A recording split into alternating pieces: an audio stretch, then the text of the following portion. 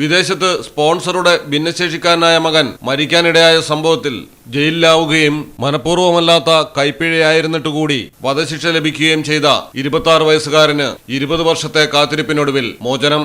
ലോകമലയാളികൾ ഒന്നടങ്കം കൈകോർത്ത് സമാഹരിച്ച 34 കോടി രൂപ ദയാധനമായി എതിർകക്ഷിക്ക് നൽകിയതോടെയാണ് മോചനം സാധ്യമായത്.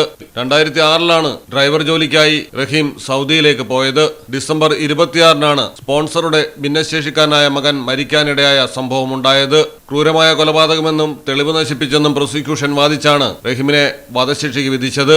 ആവശ്യപ്പെടുന്ന ദയാധനം നൽകാമെന്ന് റഹീമിന്റെ അഭിഭാഷകൻ ഉറപ്പു നൽകിയതോടെ 2024 ജൂലൈ 2 റഹീമിനെ വധശിക്ഷയിൽ നിന്ന് ഒഴിവാക്കി. എന്നാൽ സൗദി പൊതുനിയമപ്രകാരം തടവ് ശിക്ഷ പൂർത്തീകരിക്കണമെന്ന് റിയാദിലെ ക്രിമിനൽ കോടതി വിധിച്ചു.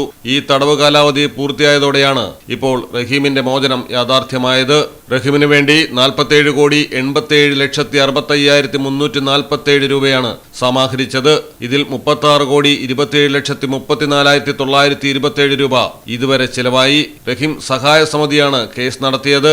ലോക മലയാളികൾക്കും എന്റെ നാട്ടുകാർക്കും വിദേശത്തുള്ള മലയാളികൾക്കും സുഹൃത്തുക്കൾക്കും സഹായിച്ച എല്ലാ വ്യക്തികൾക്കും പ്രാർത്ഥിച്ചവർക്കും മാധ്യമങ്ങൾക്കും കമ്മിറ്റി അംഗങ്ങൾക്കും നിയമസഹായ കമ്മിറ്റി അംഗങ്ങൾക്കും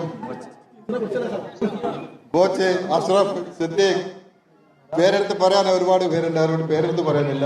റിയാദ് എംബസിയിലെ മലയാളിയായ സിദ്ദീഖും യൂസുഫ്, അദ്ദേഹത്തിന്റെ മകൻ സവാദും, പിന്നെ റിയാദിലെ നിയമസഹായ കമ്മിറ്റികളും നാട്ടിലെ നിയമസഹായ കമ്മിറ്റികളും എന്റെ നാട്ടുകാരും സുഹൃത്തുക്കളും എല്ലാ ലോക മലയാളികൾക്കും വളരെ വളരെ നന്ദി അറിയിക്കുന്നു. Malayalam television, Kozhikode. In the heart of Malappuram, with traditions weave seamlessly into modernity, KMT tells a story of unity.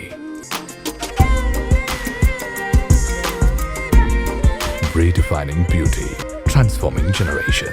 KMT Silks, Perinthalmanna and Kottakkal.